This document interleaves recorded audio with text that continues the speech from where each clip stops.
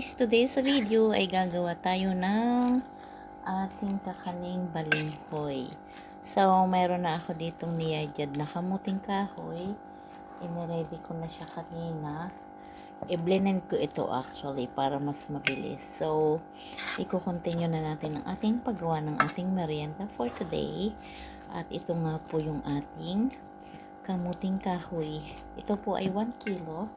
And then, lalagyan po natin siya ng sugar, brown sugar. Depende kung gaano katamis ang gusto nyong gawin. So, ang nilagay ko dito is 1/4 kilo ng brown sugar. Yan, hahaluin po natin to para matunaw yung ating sugar sa ating balinghoy. At next dyan, lalagyan natin siya ng ating buko. So, bumili ako ng buko kanina sa market at luckily nakahanap ako ng talagang medyo buo na palm ng ating buko.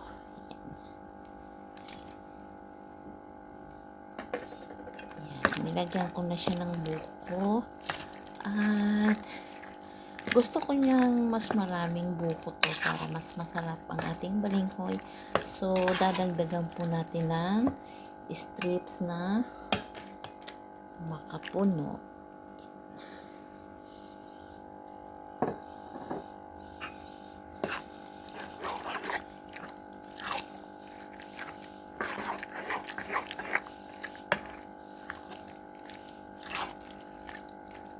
So, ito ang aking special na balinghoy. At of course, lalagyan natin ito ng 200 ml na gata.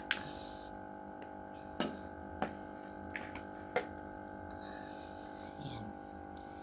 200 ml po na gata. Ito po yung first gata ng ating coconut. Haluin po natin, haluin para ma-mix natin ng maayos ang mga ingredients ng ating balinghoy.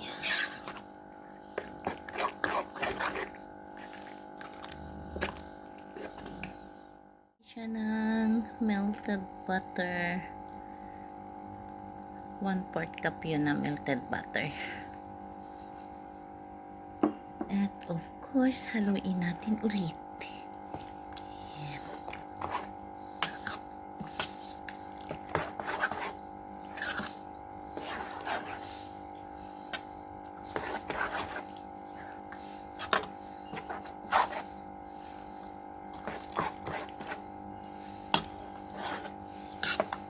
Ayan, ready na to para lutuin natin at i-steam natin to ng 1 hour. Atin muna siyang babalutin sa dahon ng saging. Pagkatapos ay i-steam natin ng 1 hour. Ayan.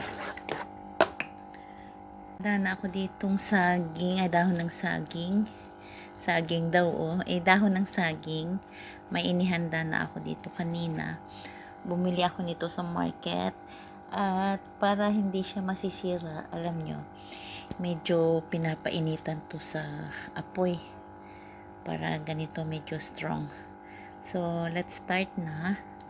Let's see paano natin balutin. Kasi, alam nyo, wala tayo ditong pagpilian na dahon. Maliliit kasi talaga siya, Kaya kailangan mo talagang piliin. So, let's see what I can do dito sa ating dahon ng saging.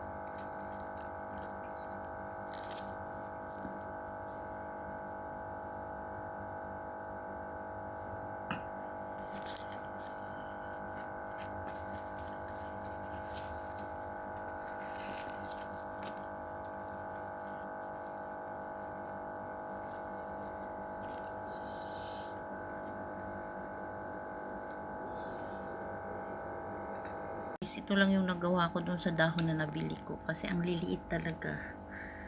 Yan, ilan lang siya na nabadot ko sa dahon na nabili ko kanina. So, ang ginawa ko, nag-caramelize na lang ako ng ganito at dito ko na lang siya lulutuin. Kasi talaga walang dahon na maganda. So, dito ko na lang lulutuin to. Yan. Nag-caramelize na lang tayo ng sugar.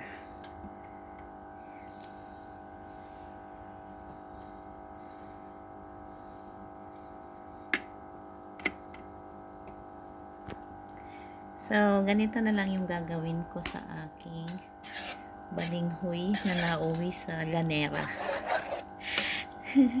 Na may caramelize. Wala talaga eh. Wala talaga akong makuhang dahon. So, let's see. Kasi, I hope and I believe na kalalabsan nito ay masarap na merienda. So, i-steam ko to ng 1 hour. Nagpakulo na ako ng tubig kanina. So, ready na itong ating pinakulong water sa ating steamer. So, ilalagay na natin ito dito. Yan. At i-steam natin to ng 1 hour. So, yan guys. So, at yun atin namang ginawa sa dahon. Ilalagay natin to dito sa top. Yan. So, ayan guys. Ito yung konting nagawa natin sa dahon.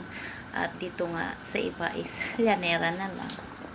So, isin natin to ng 1 hour. So, ayan. Let's wait na lang after 1 hour. Guys, ito na yung naluto ko sa dahon. At trinay ko po. Ayan. Ito na siya. I-trinay natin to. And then, ito na yung pinalabsan ng ating balinghoy sa dahon ng saging. So, ayan. Oh. Yummy.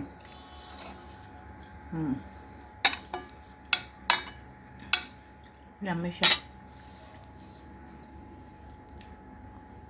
Naman guys, yung sa Llanera, pinagpatong-pato ko para lumamig. And then, ito yung, i-try natin itong itong isalin sa ating lagayan. So, let's see kung ano naman kalapsan ng ating balinghoy sa Llanera. Ayan, tingnan nga natin. Uy! Perfect! Yan naman yung ating balinghoy sa Llanera. Ay, wow! Ganda! Yummy! Perfect siya, oh. Gawa po tayo ng 4 sa ngayon ng balinghoy sa Llanera. So, isalin ulit natin itong isa. Ayan. Let's see again.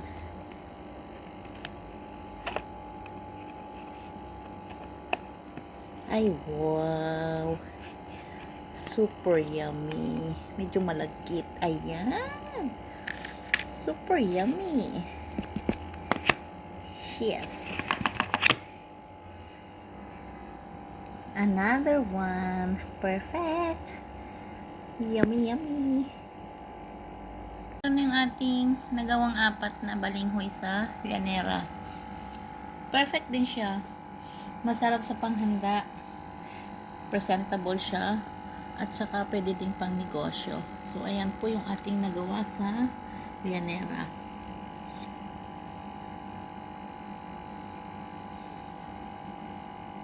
Guys, tatawagin ko na lang tong caramelized balinghoy kasi nilagyan ko to ng caramelized sugar kanina. So, yun, mas mabuti na para may tawag tayo sa ating ginawang kakanin. Tawagin ko to na caramelized balinghoy. Yun. Naiiba yata yun. Guys, hindi ako nakakuha ng dahon ng saging na maganda para mabalot natin yung ating balinghoy. So, nag-isip ako ng ibang alternative. So, kanina, gumawa nga tayo ng salyanera na nilagyan natin ng caramelized sugar. So, iyon, nagkaroon tayo ng caramelized balinghoy. So, nag-try ako na maghanap ng dahon ng saging, but hindi talaga ako nakakuha. So, nag-isip ako ng alternative kung ano yung pwedeng gawin. So, trinay ko tong aluminum. So, let's see kung ano ang maging karesultahan or kung ano yung magiging result ng ating balinghoy na kapag ang ating ginamit na pambalot is aluminum. So, tingnan natin. Hopefully na maging the same lang sa result ng dahon yung ginagamit. So, let's see. I'm going to steam na this one for 1 hour once again. And sana, hopefully, lumabas to ng maganda. Kasi, pwede natin tong pang family use, mga special occasions, pwede din natin tong gawing business in the future. Kung talagang gusto natin mag-business ng mga kakanin, so pwede na to. Let's see. Pa tayong isinabay na ating caramelized na balinghoy na natira kanina. So isasabay na natin itong ating ginawa naman sa aluminum. Binalot natin sa aluminum. So after 1 hour, i-check natin to na luto na. So, mag-wait tayo ng 1 hour once again. Check is 11:43. So, meaning by 12:43 an hour is hahanguin na natin to. So, mag-intay lang po tayo. Subukan naman natin tikman itong ating caramelized balinghoy. Yan.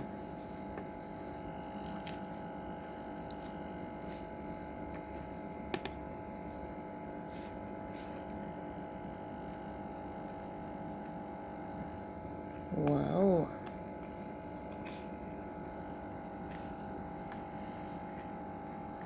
Yan ang ating caramelized balinghoy.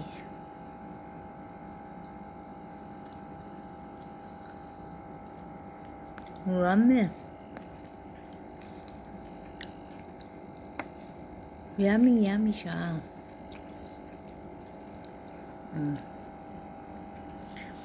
Tignan nyo yung yung ating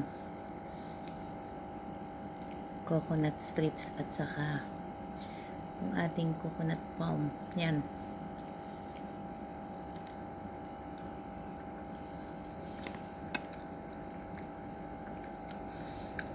Sarap.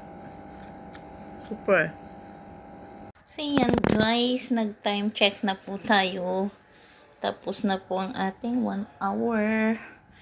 So ito na po yung ating yan. I-keep cool po natin to. Hanguin na po natin sa apoy. Yan. Hon ko na to sa kaldero. At palalamigin lang po natin muna siya. At pati yung dalawang nasa llanera na ating caramelized balinghoy. So, let's see nga itong isa. Yes, it's already done. So, palamigin lang muna natin siya. Saka natin isasalin sa mga lalagyan. So, yan. And, ita-transfer na natin to sa lagayan. Malaki yung lagayan niya kasi ito lang yung available. So, ayan.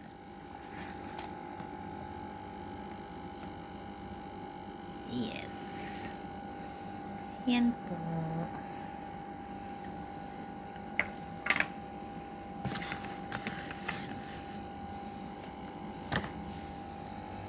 Ito Ito na yung last nating caramelized na balinghoy. Yan, na-transfer na natin sa lagayan.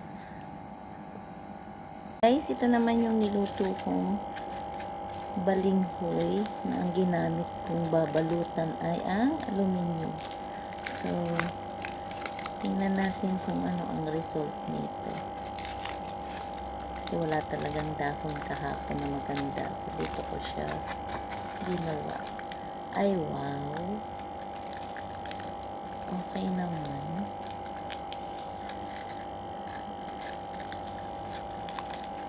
Ayan, ang makinis.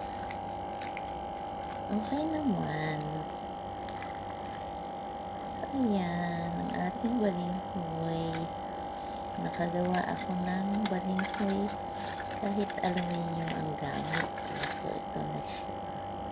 Malinis naman yung kamay ko, guys. Wow! So, ayan.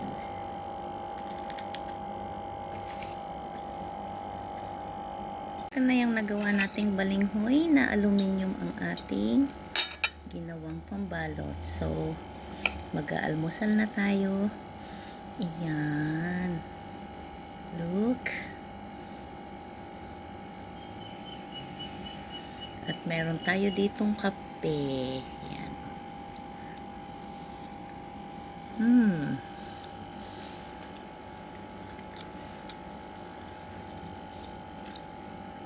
Masarap siya. Maligat siya. Oh.